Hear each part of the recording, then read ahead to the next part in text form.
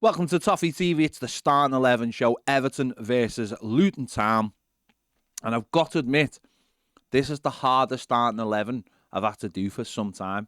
After the game against Villa in the week and obviously the win against Brentford, Everton now have serious alternatives, let's just say that, to play in the side. There are 3 or 4 choices that I think different people would make. I mean, ultimately it comes down to Sean Dyche at 2 o'clock on Saturday, but there are lots of choices, and that's what feels positive going into this game. The manager's got headaches and got players come off the bench as well. So I've picked my team based on what I think is a good starting 11, obviously, and good players coming off the bench at the right time in their comeback to really help us and break through. I think what will be a stubborn Luton Town. I think they're going to come with a structure. They're going to come organised, and it mightn't be as plain sailing as we'd like it to be. So you need those players to come off the bench as well and break down a team that the other players will have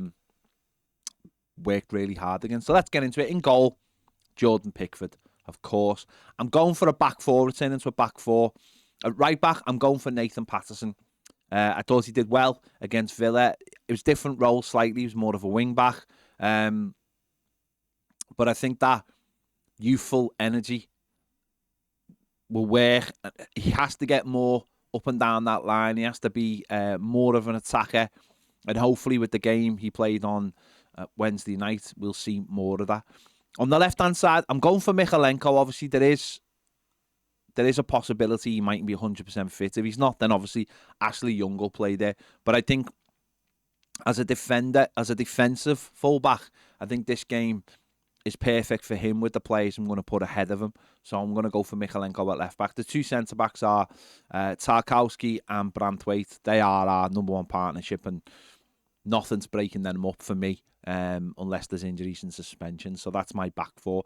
Going into midfield, I'm going to go for Amadou Onana, playing in the role that he's played in the last 2 games. And alongside him, James Garner, playing in the role he played against Villa.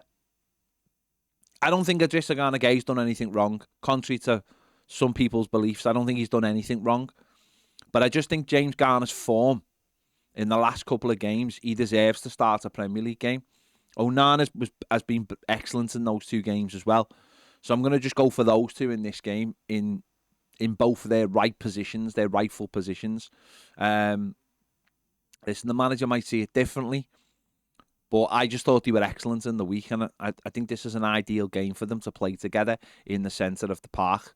They both give different things. It's a big opportunity for them to, certainly for James Garner to get on the ball, but Onana to dominate in that 6 role and give us something that had been missing before the last 2 games. So I've gone for James Garner. Ahead of them, I'm going for Decore in similar role to what he's been playing, more of a split striker role. A lot of people clamouring for 2 up front. I understand that. But I just think for now, I think Decore, I know he's done it more away from home.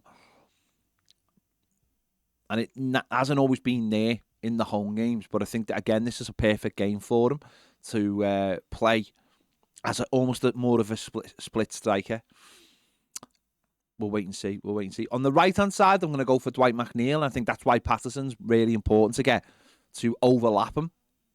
Get on the right-hand side of him to offer himself. Then Dwight McNeil can come inside.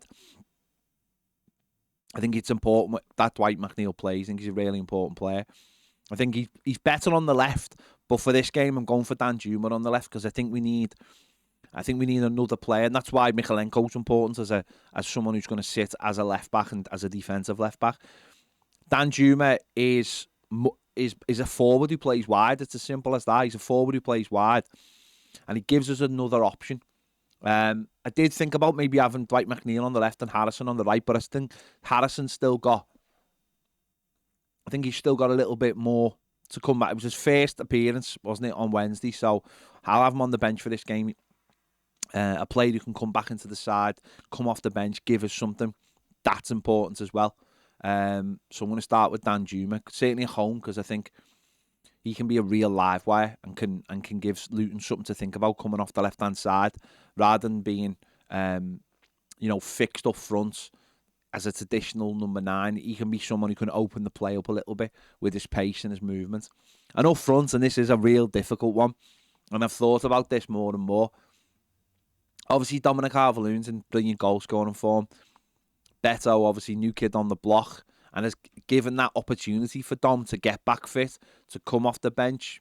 And obviously, he started the game on Wednesday night, Dom. But for this one, I think I'm just going to go for Beto. And the reasons why is, I think what Beto's shown so far is an unpredictability.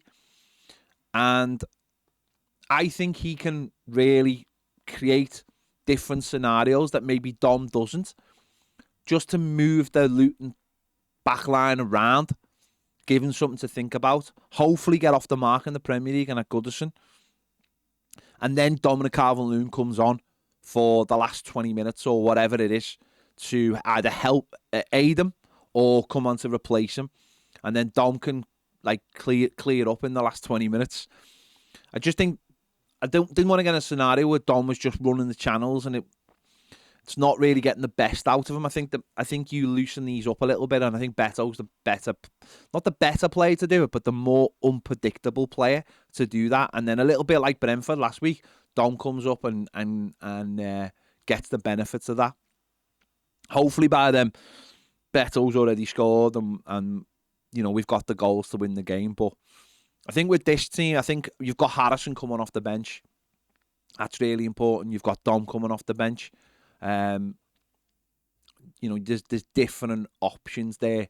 You've got a Disagana Gay who can come off the bench and go into midfield and maybe shore things up late on if we have got a lead, whatever. But it's really difficult. I think a lot of people are gonna have a lot of people are gonna have a different 11, and that's really good. That's a really good place to be in. So that's my 11. Let me know your thoughts in the comments. Do you agree? Do you disagree? I don't know whether it's the best team. I just think for this game it just might be the right team.